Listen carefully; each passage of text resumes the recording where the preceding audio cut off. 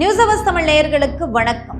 தமிழகத்தில் போட்டியிடும் பாஜக வேட்பாளர்களில் 70% பேர் குற்ற பின்னணி கொண்டவர்கள், 39% பேர் தீவிர குற்ற பின்னணி கொண்டவர்கள். அட, மொத்த வேட்பாளர்கள்ல இவங்க 2 பேர் தான்ப்பா கோடீஸ்வரங்க. யாருன்னு பார்த்துடலாமா?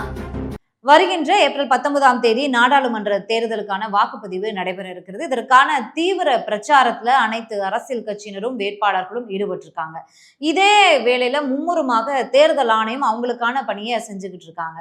அந்த வகையில தான் தமிழகத்துல போட்டியிடக்கூடிய மொத்தம் 950 வேட்பாளர்கள்ல 945 பேருடைய குற்ற பின்னணி குறித்து நாங்க ஆராய்ந்துட்டோம்.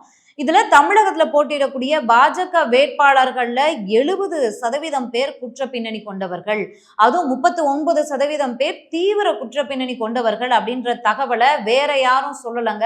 இந்த தேர்தல் ஆணையம் மூலமா நியமிக்கப்பட்டிருக்கக்கூடிய தேர்தல் கண்காணிப்பாளர் இருப்பாங்க இல்லையா, அந்த பணியை செய்யக்கூடிய சேலம் மாவட்ட கண்காணிப்பாளர் ரங்கநாதன் அவர்கள் தான் இந்த அதிர்ச்சி தரக்கூடிய தகவல்களை சொல்லியிருக்காரு.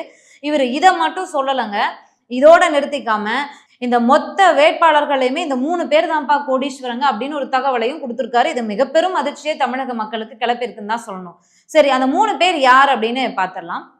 முதலாவதாக அதிமுக சார்பாக ஈரோடு பகுதியில போட்டியிடக்கூடிய ஆற்றல் அசோக்குமார் அப்படிங்கிற வேட்பாளருடைய சொத்து மதிப்பு 662 கோடி ரூபாய் அப்படின்னு சொல்லப்பட்டிருக்கு. இரண்டாவதாக சிக்கல்ல இப்ப சிக்கியிருக்காரு இல்லையா, சிவகங்கை பாஜகவின் வேட்பாளர் தேவநாதன் யாதவ், அவருடைய சொத்து மதிப்பாக 304 கோடி ரூபாய் சொல்லப்பட்டிருக்கிறது. மூன்றாவதாக பாஜகவின் வேலூர் தொகுதி வேட்பாளர் ஏசி சண்முகம், அவருடைய சொத்து மதிப்பாக 152 கோடி ரூபாய் சொல்லப்பட்டிருக்கிறது. சரி, உங்களுக்குலாம் மைண்ட்ல நிறைய விஷயங்கள் தோணி இருக்கும். இந்த 3 பேர் தான் கோடீஸ்வரரா, என்னடா இது நமக்கு வந்த சோதனை அப்படின்னு. நிறைய பேரோட சொத்து மதிப்புகள் நமக்கு வெளியில இருந்து பார்க்கும்போதே தெரிஞ்சிருக்கும். ஆனா அவங்களாம் 8 கோடி 7 கோடின்னு தாக்கல் செஞ்சிருப்பாங்க. இதெல்லாம் ஜீர்ணிச்சுக்க முடியாத விஷயம் தான் தமிழக மக்களால. ஆனா அனைத்தையும் நம்ம கடந்து போவோம். இதையும் தாண்டி இன்னொரு இன்ஃபர்மேஷனும் நமக்கு கிடைச்சிருக்கு. என்ன அப்படின்னா, இன்ஃபர்மேஷன் கிடையாது, அரசியல் விமர்சகர்கள் பல கேள்விகளை முன் வச்சிருக்காங்க இந்த செய்திக்கு அப்புறம், இந்த தகவலுக்கு அப்புறம்.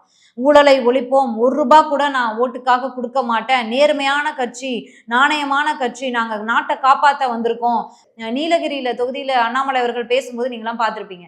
இந்த முறையும் பிரதமர் மோடி அவர்கள் ஏன் பிரதமர் ஆகிறோம் அப்படின்னா, அது அவருடைய தனிப்பட்ட மனிதனுடைய விருப்பம் இல்ல, நான் இந்த நாட்டுக்காக இன்னும் பண்ண வேண்டிய விஷயங்கள் நிறைய இருக்கு, அதையெல்லாம் பண்ற வரைக்கும் நான் இந்த பொறுப்புல இருக்கணும்னு அவர் நினைக்கிறாரு, அதற்காக நீங்க வாக்களியுங்கள் அப்படின்னு சொல்லியிருந்தாரு.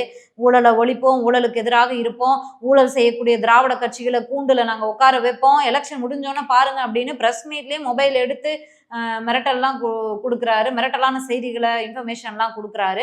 அப்படிப்பட்ட அண்ணாமலை அவர்கள் இந்த விஷயத்துக்கு இன்னும் வாய் திறக்கல அப்படிங்கிறது ஒரு கேள்விக்குறிதான்.